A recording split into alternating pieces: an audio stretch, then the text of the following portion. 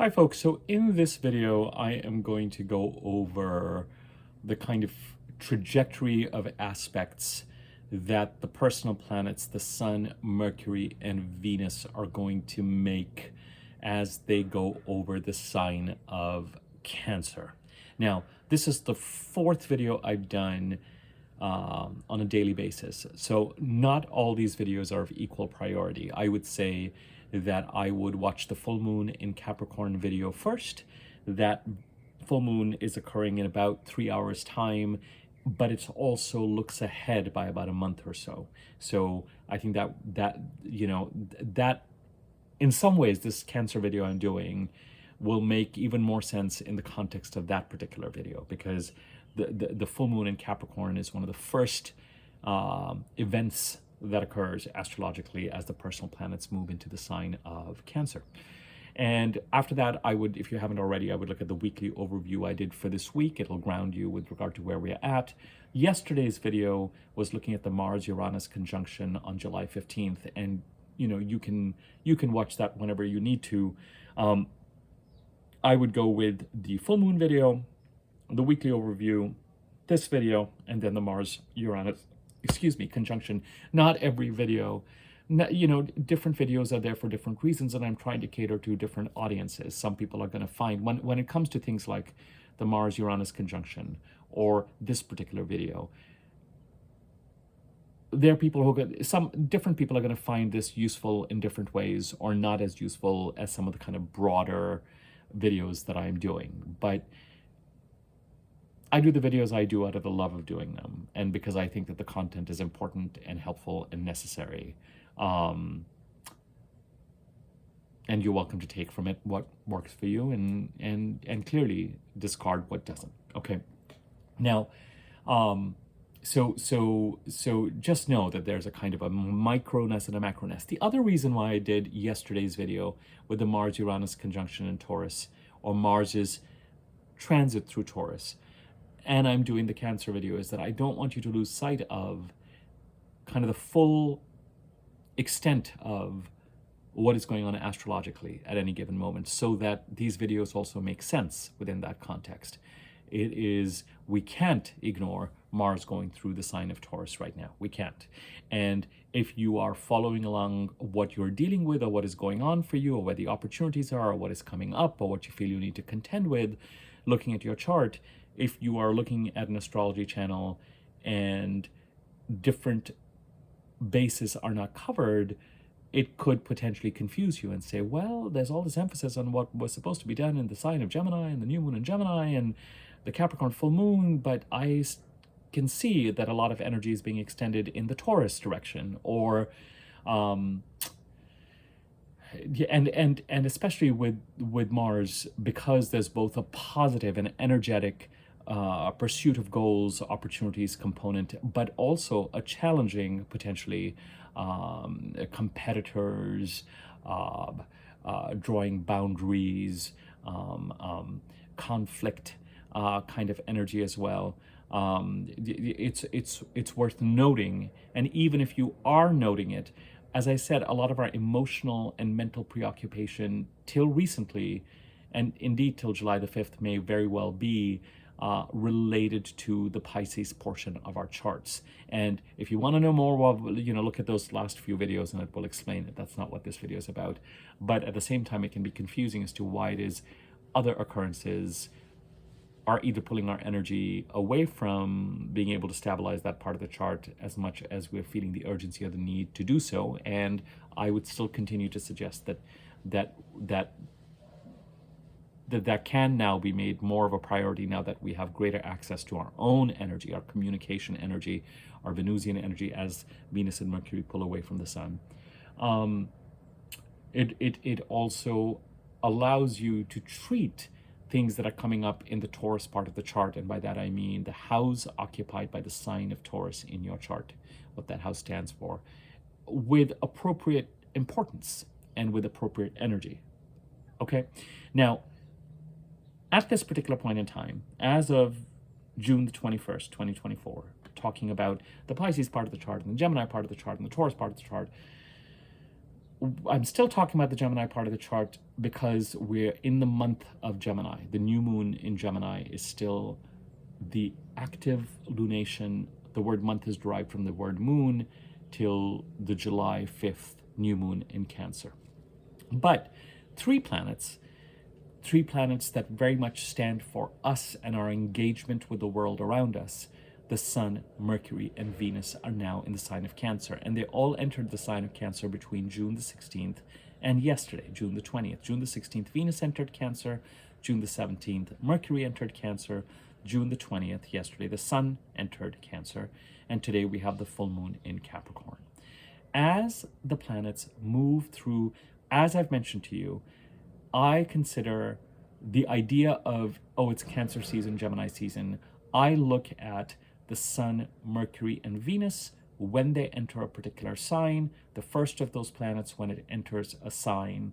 If Mars is close to the Sun, Mercury, and Venus, which for me it is not anymore when we come to the sign of Cancer, then I will factor Mars in. Right now, I am not factoring Mars in, although I'll let you know about Mars coming into Cancer a little bit later in this video. But I look at the Sun, Mercury, Venus entering a particular sign. I look at where the new moon is. I look at when those three planets leave the sign and when the next new moon is. So when the first of those planets enters the sign, till the last event that occurs, which is either departure of the Sun, Mercury, or Venus, or the ending of the new moon month, for me, that constitutes a particular cycle. We are currently have multiple cycles going, which is not unusual, and that is why I am covering through these videos and referring to and drawing your attention to different parts of your chart that are still active and that are pulling at your energy. We've got a Taurus season active from my perspective because Mars entered the sign of Taurus very, very close to, oh, sorry, that's my cat who's having a moment. Hopefully he'll settle down. Sorry, I'm not going to tape all this again. What's wrong, Valentine? Sit down. Oh no.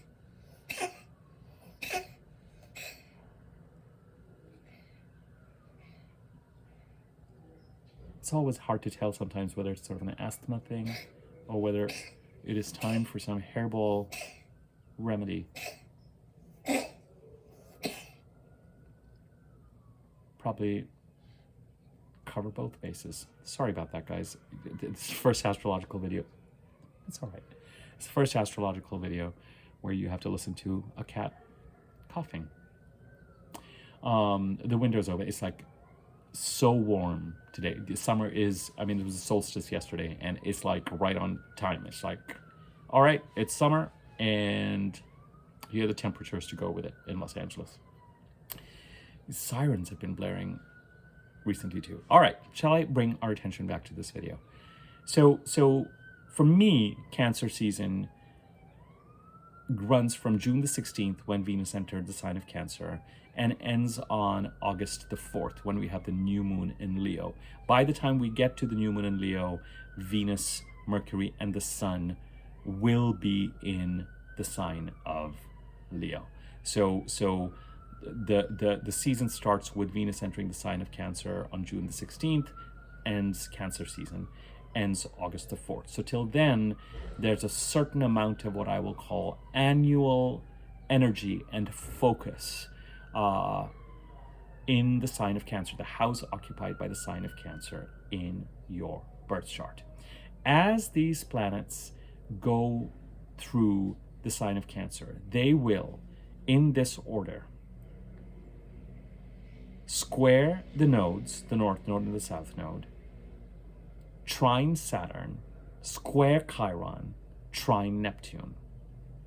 If I were to be more accurate, they would square the north node in Aries and the south node in Libra, trine Saturn in Pisces, square Chiron in Aries, trine Neptune in Pisces. And very shortly after they trine Neptune, they would move into the sign of Leo. As soon as they move into the sign of Leo, this technically is not something that happens when these planets enter the sign of Cancer, but we're going to feel the influence very strongly. They will oppose the sign of Pluto. So we have all the planets as they move over the cusp of the delineation point between Cancer and Leo, They will trine Neptune, cross over into Leo, and oppose Pluto. Trine Neptune, cross over into Leo, oppose Pluto. So I'm mentioning that here for the purpose of this video. I'm not going to talk about the Pluto oppositions. We will get to those soon enough. For me, those squares to Pluto really sort of pull us into the second half of this year, but we'll get to those. But that is the sequence: squaring the nodes, trining Saturn, squaring Chiron, trining Neptune. For me, this is an easier set of energies to work with than the energies we had in the sign of Gemini. As the planets moved into the sign of Gemini, they trined Pluto, which was great, but then after that, they squared Saturn and Neptune. And indeed, as I've mentioned to you, the month of June has been much more up and down, and in many ways, the challenge of squares is that while they demand action and attention, they also, the slower moving planets that are being squared, Saturn and Neptune, also feel like they're somehow holding us in check. So it can feel harder to get things going. Plus, we also had both Venus and Mercury combust in the sign of Gemini. So as I've said to you, as we move into next week, and especially as we move past the July 5th new moon, the energies ease up. Now, squaring the nodes and Chiron is easier energy than squaring Saturn and Neptune. Squaring the nodes demands that we take some action related to the Cancer part of the chart, the house occupied by the sign of Cancer in your birth chart. I know that some people might say, Abhi, spend some time describing the qualities of Cancer. I will be completely honest with you. It's not that relevant. Yes, these planets are going to... The houses are more important than the signs. This is something in modern Western astrology that has really kind of messed things up. The signs have their place. They're descriptors. As I've said to you, the house is the what, the sign is the how. And it absolutely affects any planet when they're going through a particular sign as to how they're able to act and what qualities they're interacting with, and interacting with those particular qualities of the sign, what it does to their own ability to exercise agency. But it is not nearly as important as the fact that the sun is going over Cancer means that that part of your chart is illuminated, and there's going to be a new moon, and that month is going to demand a certain amount of energy and action in that part of the chart. Venus is going to bring opportunities and blessings. And yes, when Venus is in Taurus, or Venus is transiting Pisces, or frankly transiting Cancer, she has an easier time than when she might be transiting the sign of Aries or the sign of Scorpio. Got it. But it doesn't mean that if, for example, you have Scorpio in a certain part of the chart, that you are just doomed, because every Venus transit through that part of the chart is not going to somehow bring you something Venusian that you get to, that would just be, that is ridiculous. If you have Scorpio in your 10th house,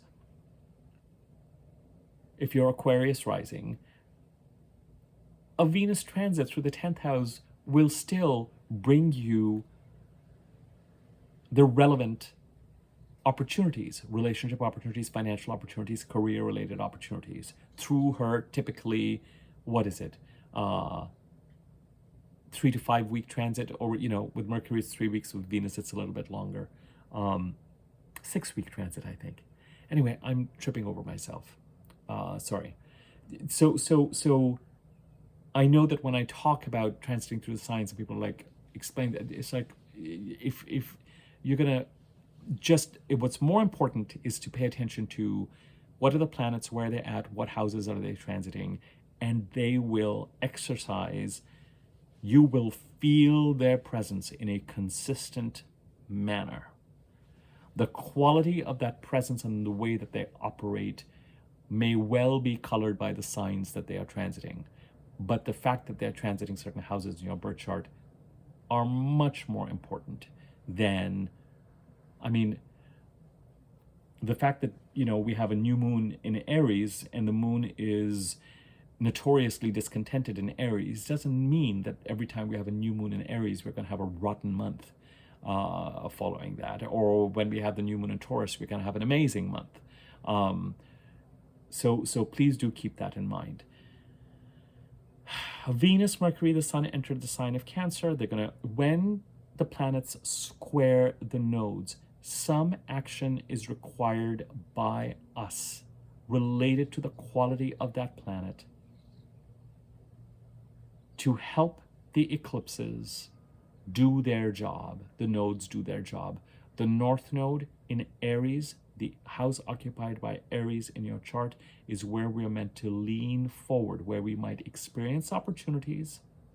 They might seem really shiny, and they may not result. As I say, with the nodes, you have to be careful because they tend to promise more than they deliver. They are a calling. They are a desire.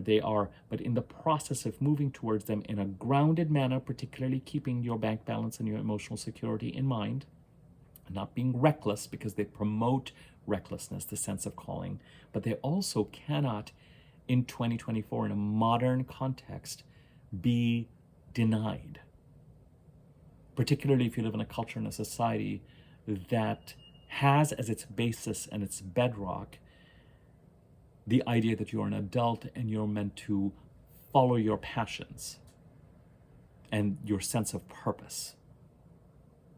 So they cannot be, if your belief system is different, or you're part of a culture that emphasizes denying your passions for some sort of the maintenance of some sort of social structure, and you believe in that, then you can ignore the nodes, but the nodes will still keep knocking at your heart. And as I've told you, when it comes to having a more fulfilling second half of your life, look to where the North Node is in your birth chart and try and honor it, because I find that the people who have a more fulfilling second half of their life are those that incorporate it to the degree in which it suits them into their lives. Squaring the nodes implies that the Sun, Mercury, and Venus, or in the right sequence, Mercury, Venus, and the Sun, in this case, are going to be required to take some action in the Cancer part of the chart to help us move forward towards the North Node and to release something in the Libra part of our chart, the house occupied by Libra, where the South Node is. These eclipses and these nodal points have been active since April the 19th of 2023. They continue to be active till the end of the first week of June of 2025. There's a whole sequence to them. We've had the North Node eclipses on April the 19th of 2023, April the 8th of 2024, March 29th of 2025.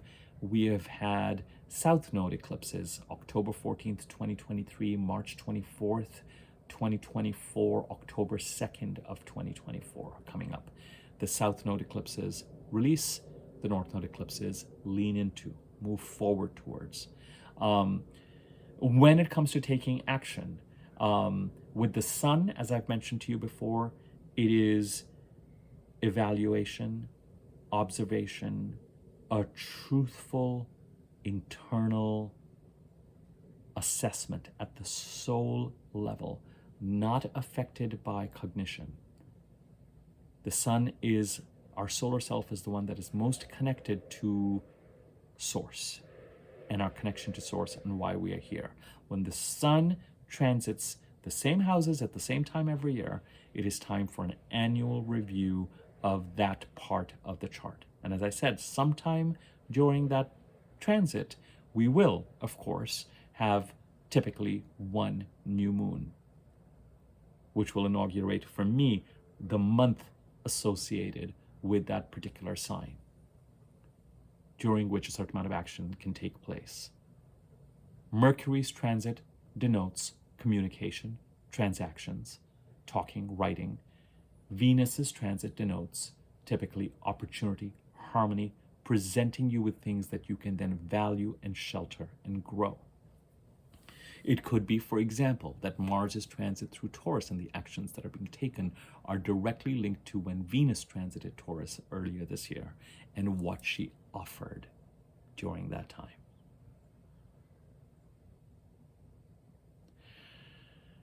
Sometimes the Sun comes first and Mercury second and Venus third. Sometimes Venus comes first and Mercury second and third. And every year the sequence is different and what is established when is different.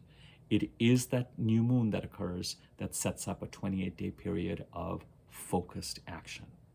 And of course, whenever Mars transits this part of the chart that these transits are occurring in, whether it's close to the Sun and close to the personal planets or not, is also another time when a certain amount of focused action takes place in that part of the chart that we're talking about. Mercury squares the nodes on June the 22nd, tomorrow. Venus squares the nodes on June the 26th. The Sun squares the node on July the 2nd. The squares to the nodes are completed before the new moon in Cancer on July the 5th. It's one of the reasons we continue this idea or the sense of us feeling pressure to do something and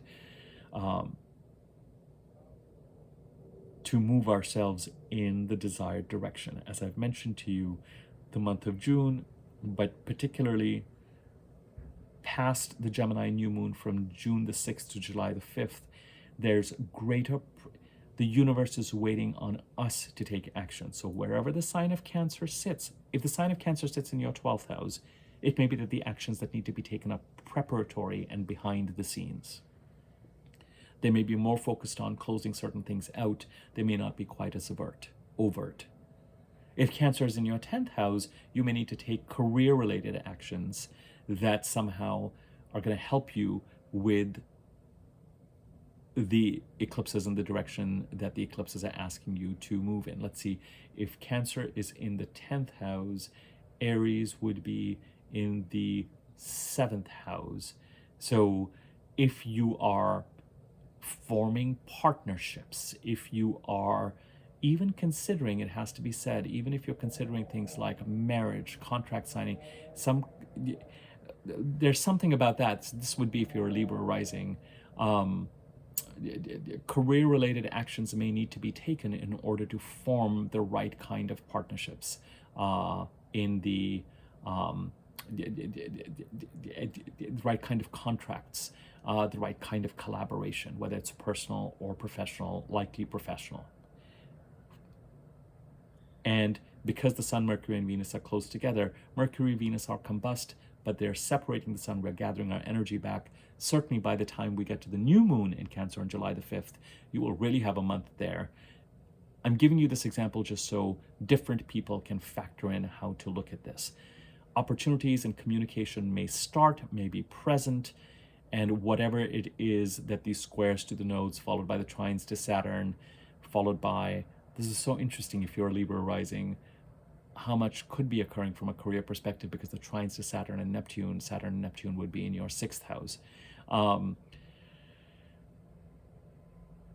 This is how to pay attention to how the personal planet transits and these transits I'm talking about can affect you and set you up. So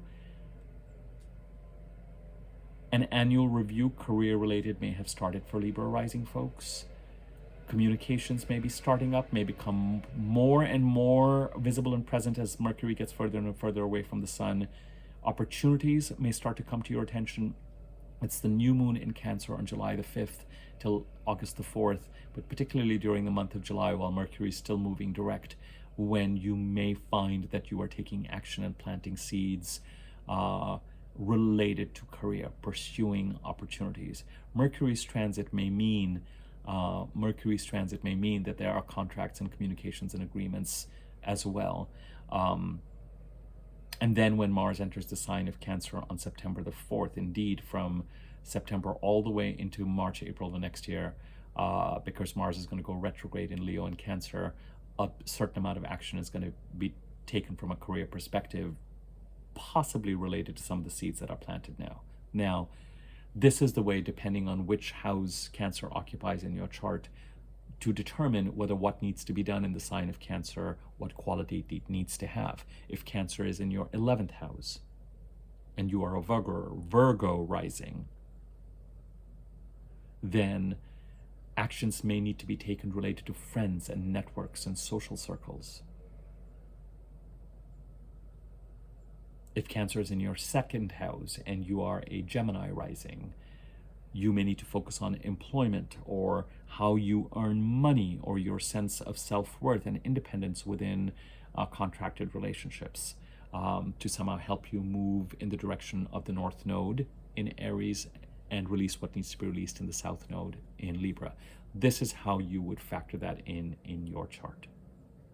For those of you who do not know houses and signs in your chart,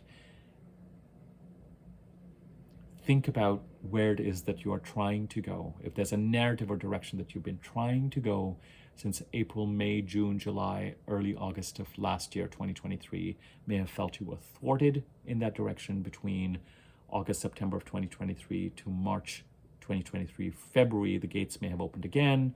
March and April, there may have been a certain amount of confusion. Which direction do I go in? But May, June, and July of this year are helping you, again, take actions, both pursuing opportunities.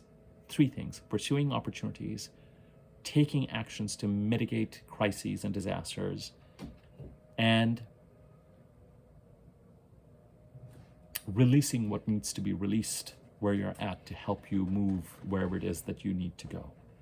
May, June, and July. June being the edgiest and most complicated month energetically, and as we head into July, it becomes smoother. So, squaring the nodes first. Then we have, for all intents and purposes, the new moon in Cancer on July the 5th. Now, Mercury, because he's moving further forward on June the 26th, trines Saturn. June the 28th squares Chiron. July the 2nd trines Neptune. And before that new moon, on July the 2nd, enters Leo. So Mercury's transit through Cancer is fast. June the 17th to July 2nd. So whatever communications need to occur in the Cancer portion of your chart, the house occupied by Cancer in relationship to all these other things that are happening, the Sun's transit, Venus's transit, the new moon month on July the 5th, the communication aspect of it, the transactional aspect of it occurs during that time.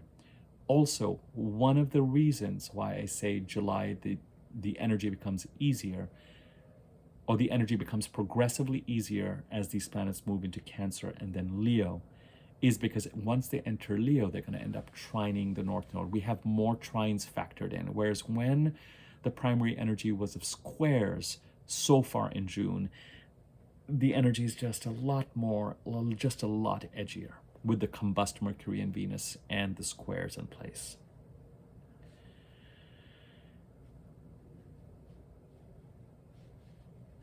Planets will square nodes, trine Saturn.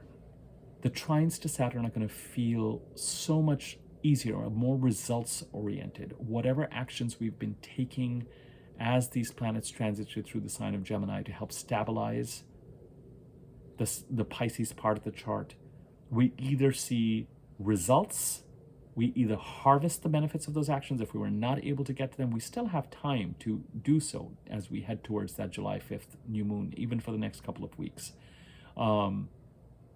Remember that today's full moon is squaring Neptune, so it will pull our attention a certain amount to still going to be top of mind, this idea of stabilizing the Pisces part of the chart. It is going to become easier as we deal with Mercury trining Saturn on June the 26th.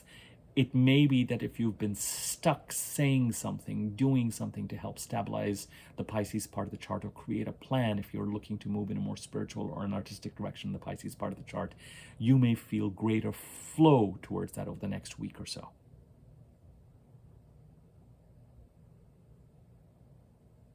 Then What is it that these planets need to do in the Cancer part of the chart to support the healing that Chiron is trying to achieve in the Aries part of the chart that could go back all the way to childhood? Then the trines to Neptune to address again, to structure and concretize plans related to spiritual artistic pursuits in the Pisces part of the chart, or deal with a lack of clarity and trying to ascertain how much clarity you can get, and where there isn't, how you can set up boundaries if you're dealing with energies that are deceptive or gaslighty. I started to give you some dates. Here, let me give you the dates by planet so that those of you who want to write this down can write this down. But know that when we do, part of the reason why I want to do a video like this is to help you think about, where does the sign of Cancer sit in your chart? What could the squares to the nodes and Chiron? Ultimately, actions need to be taken to help us move forward. Both the nodes and Chiron are in Aries, the expansive part of our chart that is pulling us forward. Understanding the nodes work together. So there's also the corresponding release in the Libra part of the chart. When I say Libra part of the chart, Aries part of the chart, once again, the house occupied by Aries, the house occupied by Libra. When I'm talking about what actions need to be taken in the Cancer part of the chart, I'm trying to get you to think about, where is the sign of Cancer? What does it stand for? What could the quality of those actions be that help you move forward? Are they overt if Cancer is sitting in the 10th or the 11th house? Are they internal if Cancer is sitting in the 12th house or the 4th house, for example? I'm also trying to get you to think, where has energy perhaps been blocked, or where does it feel pending when it comes to stabilizing the Pisces part of the chart? And depending on which planet is trining Saturn or Neptune, the new moon on July the 5th in Cancer trines Saturn. That entire time period between July the 5th and August the 4th, there's a major theme of there being greater flow towards stabilizing the Pisces part of the chart. There could be seeing results and harvesting for those of us who have been able to take action when those squares were operating, when the Sun, Mercury, and Venus were going over Gemini.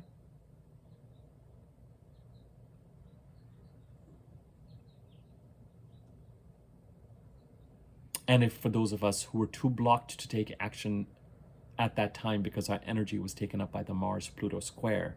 Now, what I'm saying here, those of you who follow my channel and follow my videos will be able to, we've been talking about this for the past few videos. For those of you who are new, this may feel like, what did he just say? What's going on? But again, for those of us who were able to take some action in the Gemini part of the chart to stabilize the Pisces part of the chart, is the Sun, Mercury, Venus, the very new moon in Gemini on June the 6th, encoding it into the period between June the 6th and July the 5th.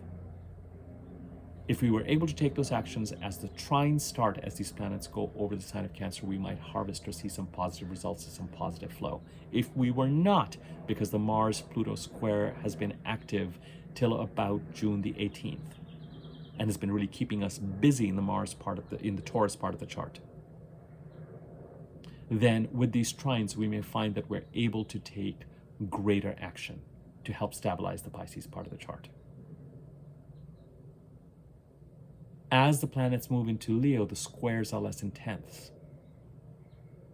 It's just the squares are less intense. They will square Mars, they will square Uranus, but they will also be trining the North Node and Chiron.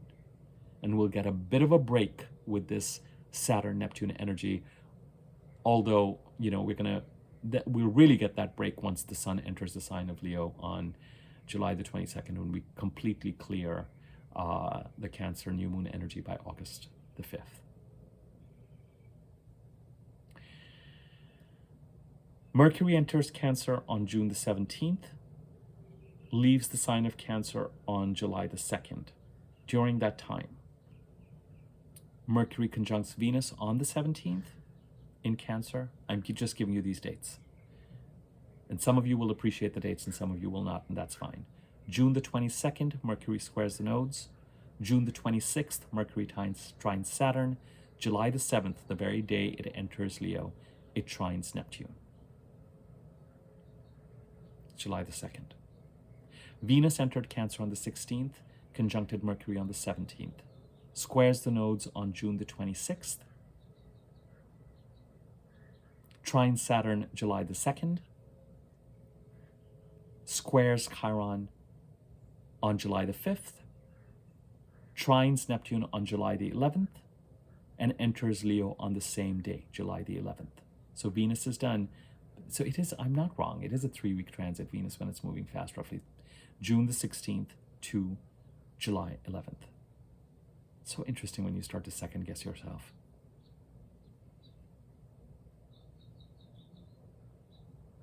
The sun follows its more predictable course. The sun enters the sign of Cancer on June the 20th. We have the full moon in Capricorn today on the 21st. The sun squares the nodes July 2nd. On July the 5th, we have the new moon. On July the 10th, the sun trines Saturn. The new moon on July the 5th is trining Saturn.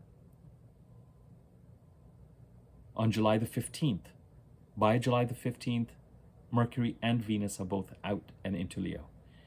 July the 15th, the sun squares Chiron. July the 21st, the sun trines Neptune. We have the second Capricorn full moon. July the 22nd, the sun enters Leo. September 4th is when Mars enters the sign of Cancer. And even though Mars will clear the sign of Cancer, enter Leo, in December when it goes retrograde, it is going to come back into the sign of Cancer.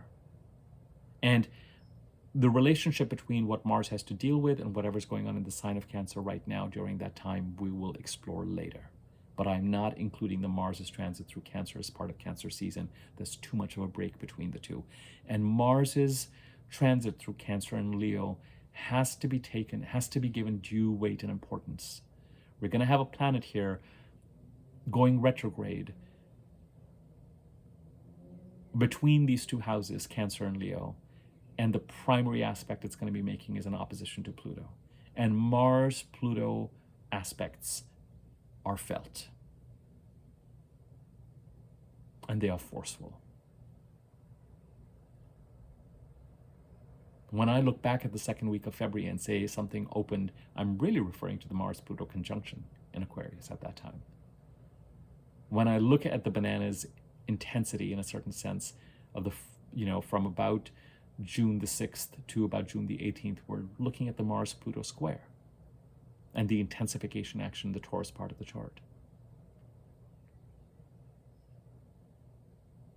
Now Mars will, during that time, trine Neptune, and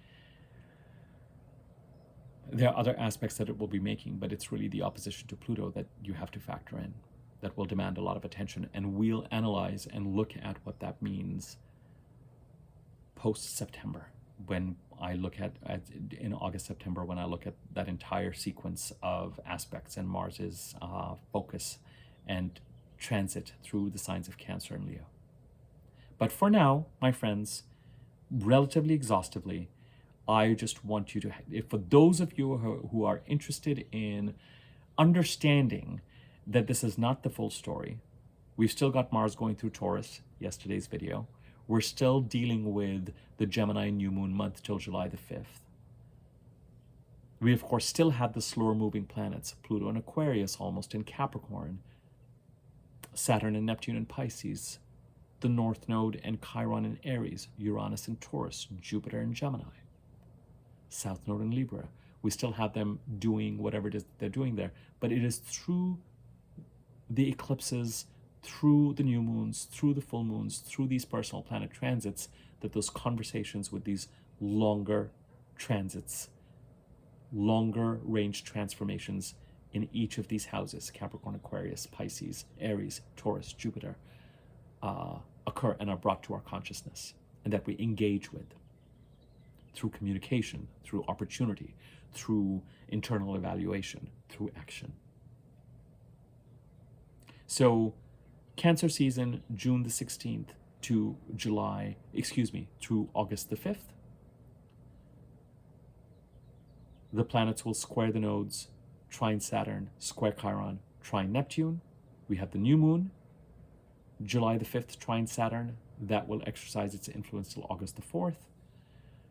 Prior to the new moon, we have Mercury and Venus doing the bulk of their work. So by the time the new moon comes around, we may, because the only Mercury will make all the four aspects, squaring the nodes, trining Saturn, squaring Chiron, trining Neptune, entering Leo before that new moon. The only aspect that Venus will make really after the new moon, on the day of the new moon, Venus squares Chiron, but the only aspect left for it is trining Neptune on July the 11th and then entering Leo. So within the sign of Cancer, even prior to the new moon, we will have the squares to the nodes and the trines to Saturn. This is why I say starting next week, the energy starts to become a little bit easier, a little bit more forward moving, and these planets start to separate from the Sun, Venus and Mercury, and we have greater access to them. Okay? Also, just as a reminder, I will be the first to acknowledge that this is part of the reason why I'm doing this video is that as I do the weekly overviews, you have some context. The weekly overviews are going to talk about these transits now for the next 4 or 5 weeks, among other transits. And as I said, these transits have to be factored in along with the fact that Gemini season is still active and Taurus season is still active with Mars's transit through Taurus. Enough said. I think the next video that I would like to do is going to be the weekly overview for next week, and we might as well, I might just give you all a break till Sunday or Monday till then. Until then, you've got 4 videos to digest. I also need to put some thought into memberships, and if I do memberships, then what sort of content sits behind that wall. So I might spend the next 48 hours thinking about that. Okay, outside of all of that, thank you very much for your continued support, for the comments, the likes. Feel free to comment and like. It gives the videos greater circulation. If you are interested in getting a personal reading from me, you can use my email address, which is in the description box, to contact me, and I can give you the relevant information. I also create easy to read versions of birth charts. I put them in PowerPoint. It'll show you which planets are in which houses and just kind of on a high level what those houses stand for. So you can use that as a guide to follow along for my videos. I can give you the rates for that. You can just email me and I can get you that information. Thank you to everyone who has been commenting, liking. There's a thanks button. So if you want to contribute to the channel, you can use that. A massive thanks to folks who have been using that. I know it sounds kind of almost cheesy for me to say it, but it really does. It's really nice, and it does kind of blow my mind that, and I think it happens to a lot of us, that when we start to do things we love and we're able to monetize them, however small my paychecks from YouTube might be, they're joyful and meaningful in a way that other paychecks are transactional. And that's really, that's really neat. That's really special. Anyway, I hope that inspires everyone to some extent. Let me see, is there anything else? Oh yeah, subscribe to the YouTube channel. If you're following me from Facebook and Twitter, try and move to YouTube, because really, I'm just giving everyone a deadline. By the end of July, I'm not going to be posting stuff on Facebook and Twitter. I want the Facebook account to be much more a friend circle. I want Instagram to be a little bit more acting based. I'm trying to think about what those social media platforms mean for me. I have my South Node in Gemini, so really social media is not, in terms of my personal use, not something, and it's true, I don't get a lot of fulfillment from it. So